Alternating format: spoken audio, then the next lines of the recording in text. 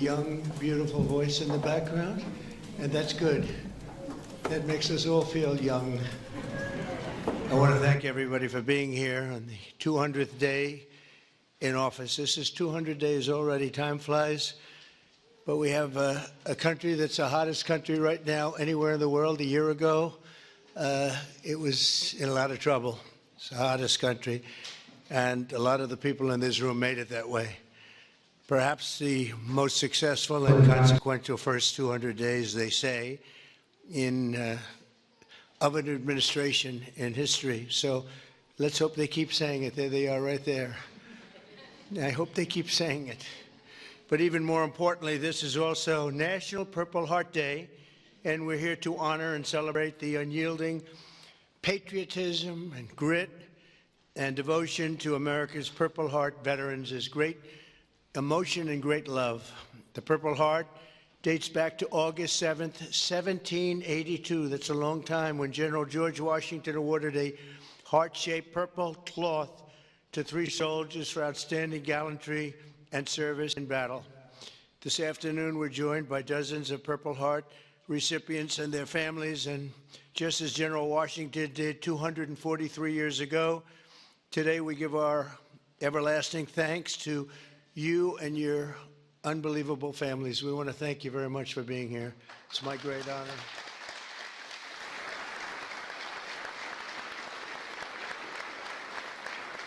We're also joined by American patriots who love our military and our veterans, including Secretary of Defense Pete Hegseth. You're doing a great job, Pete. Thank you. We're working hard together. Secretary of Veterans Affairs with 92% approval rating, I hear. That's a record. Doug Collins. Thank you very much, Doug. The Director of National Intelligence, Tulsi Gabbard. She's got a lot of interesting things happening in the last 2 months. A lot of interest. Keep it coming, Tulsi. Keep it coming.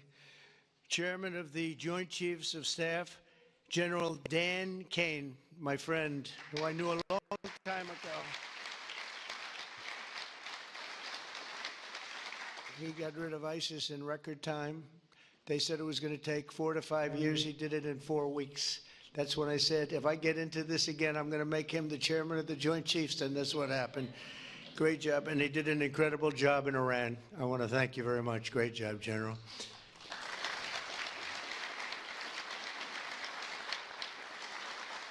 Deputy Secretary of Energy and Purple Heart recipient, James Danley. James, thank you very much, James. Great job. And we have a Medal of Honor recipient, Captain Paris Davis. Thank you. Where are you? Where might he be? Oh, look at you. You're better looking than I am, I'll tell you that. Thank you very much. Thank you very much. We're also joined by the Marine Corps veteran who co-managed my 2024 campaign, a fantastic talent in many ways after he was wounded in battle for our country in Operation Desert Storm, Chris LaCivetta. So where is Chris? Where is Chris? Stand up, Chris. With your beautiful daughter, Victoria. Thank you very much for being with your father. It's very nice. Every Purple Heart tells a story of courage, sacrifice, and purpose. It speaks of a price paid for the soldier beside you, the country behind you, and the generations of Americans yet to come. And we have some great generations to follow. It's going to happen. Those who wear this medal ran into bullets, faced ferocious bombs, and shed their blood on the field of battle. We will never forget what they did. We will always use them as an example of bravery and courage and strength. And we will also always think, when we look at them, of our great American flag. We want our great American flag to be strong, and it's stronger than ever. Since day one, my administration has used every power we have to fight for those who have fought for America. In 6 months, we have reduced the backlog of veterans' waitings, and that waiting list was very long, Doug, wasn't it, huh? For the benefits, and by It's 37%. So it's just, is that all you did, Doug? 37? I don't know, huh? That's incredible, actually. You're getting tremendous marks, and we appreciate it very much. We've processed more than 2 million disability benefit claims this fiscal year, on track for the most ever. In fact, not even close. We're slashing wait times at the VA medical centers, and we're bringing back VA choice and VA accountability. As you know, we had it, and then the previous administration, let's go with the Biden administration, they decided to get rid of it. And you know, choice is where if you wait in line for an extended period or you're not going to see a doctor for a while, you have the right to go out and get a doctor, and we'll pay for it, and you get yourself all fixed up real fast. You don't have to wait 6 weeks, 8 weeks, months like they were doing. And VA accountability, I'm very proud of those. We got them passed. Actually, Doug, you were a member of Congress when we did. You helped us a lot. But we got them passed in the legislature, so they're with us forever. And yet Biden found a way to not use them. But VA accountability, that's when we have bad people in the Veterans Association that were taking advantage of people, hurting people, and they weren't in prime time. In prime time, they wouldn't have touched them, but they weren't quite in prime time, and they were doing bad things. They were sadists, they were thieves, and some bad people. We had 9,000 of them. We fired every one of them, and it was a great thing. And then he put some of those people back. I don't know why they did that, but they did it. But we got them out again, I think, Doug, right? So it's good. So we had VA choice, VA accountability, something we're very proud of. I'm also working to keep my promise to end veterans' homelessness in America. In May, I signed an executive order to open the National Center for Warrior Independence in Los Angeles, California, which will house up to 6,000 homeless vets. It's going to be beautiful.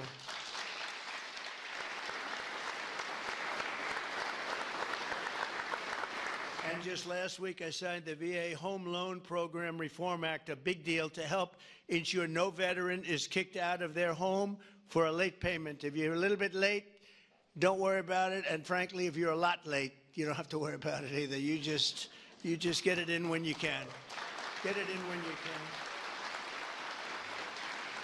And America's veterans have done their duty for us, and under the Trump administration, we are doing our duty for you, okay? That's the way it's supposed to be.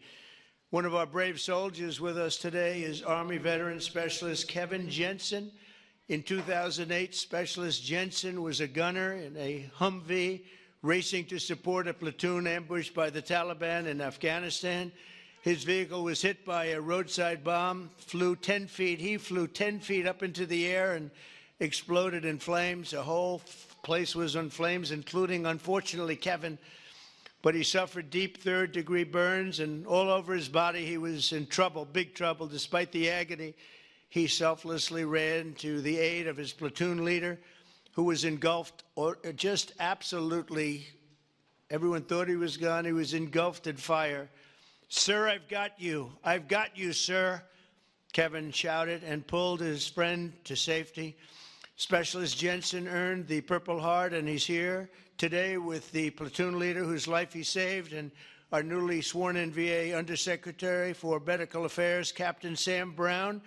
Kevin and Sam, please stand, and I know Sam very well. Sam is great.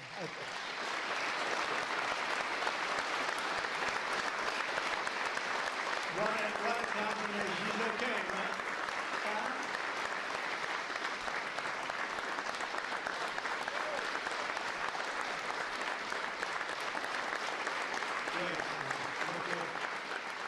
Thank you very much.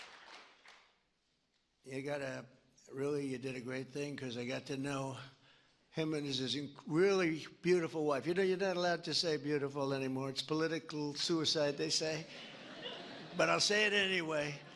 And the most beautiful family you've ever seen. And I just want to thank you for having done, and you for your great bravery. It's really great. Thank you both for being here. Appreciate it. Thank you. Also with us is 24-year Army veteran Brian Willett. In 2010, Staff Sergeant Willett was conducting a resupply mission in Afghanistan when his vehicle was struck by a roadside bomb. You know who did the roadside bomb, right?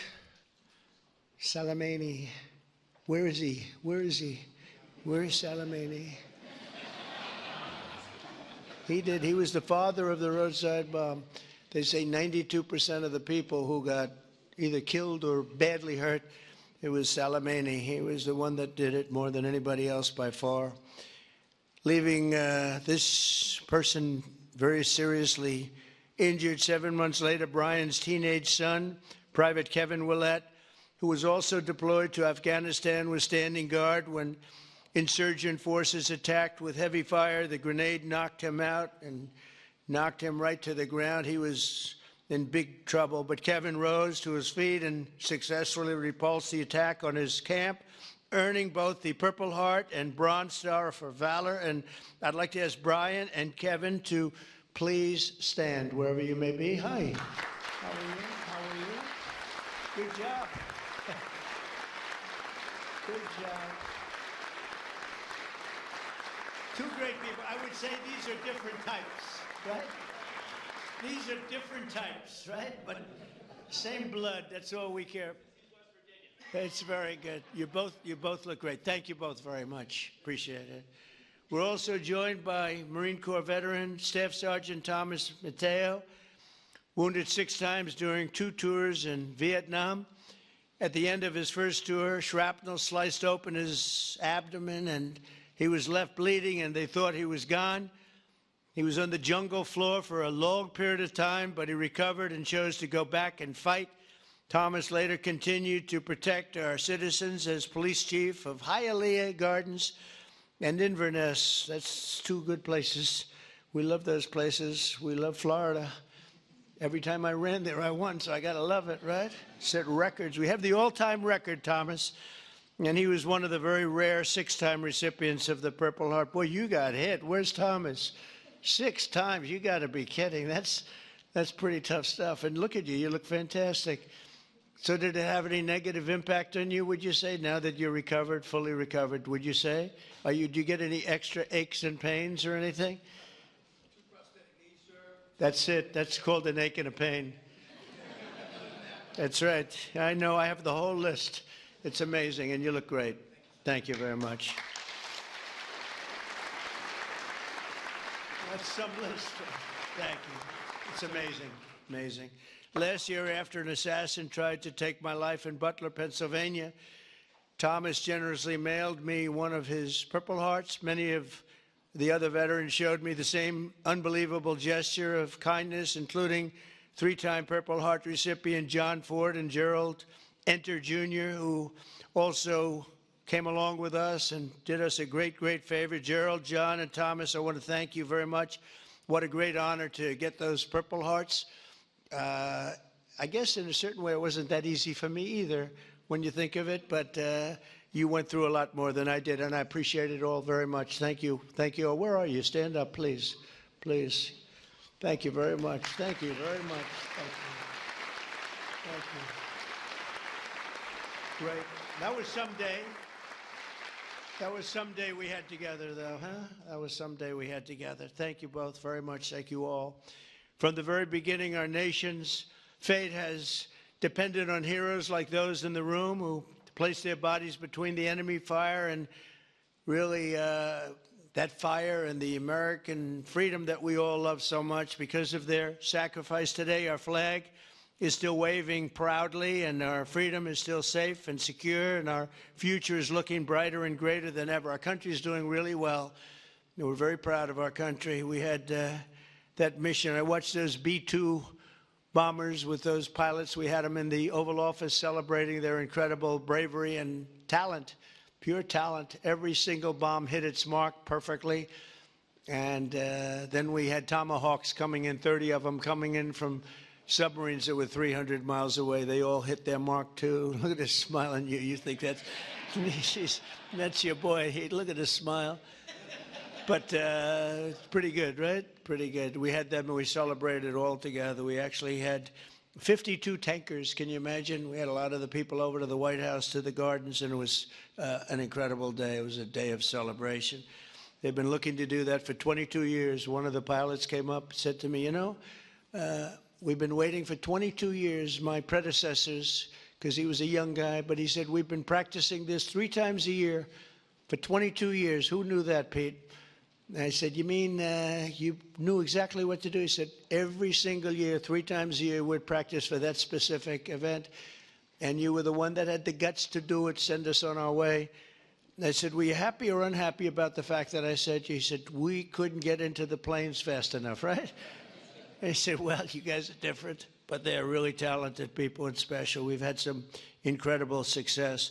But I want to give a very special thanks to all of the Purple Heart recipients that are with us today and all over the country and all over the world, frankly. And I'll now sign the proclamation officially declaring this as National Purple Heart Day. Very special day. Thank you very much, everybody. Thank you.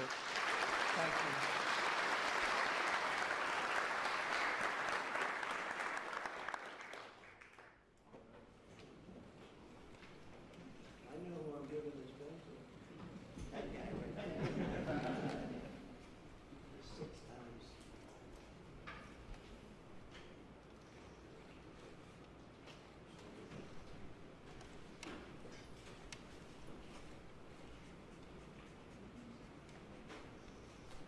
And that is not done by an auto fan.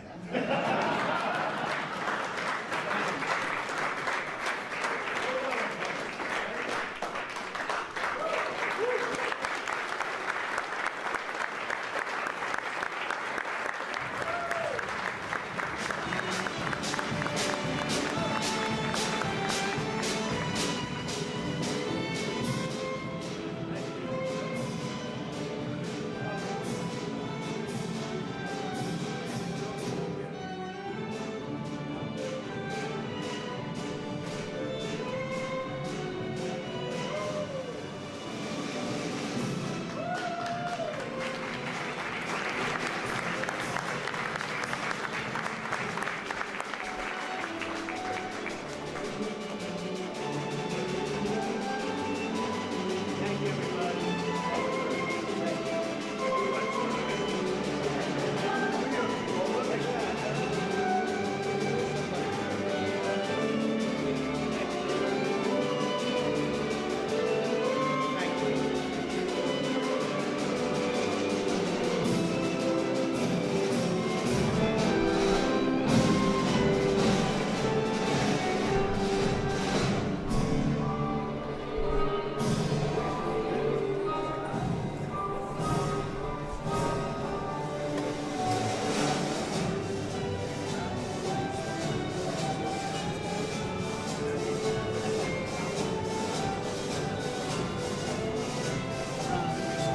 Yeah, gotcha.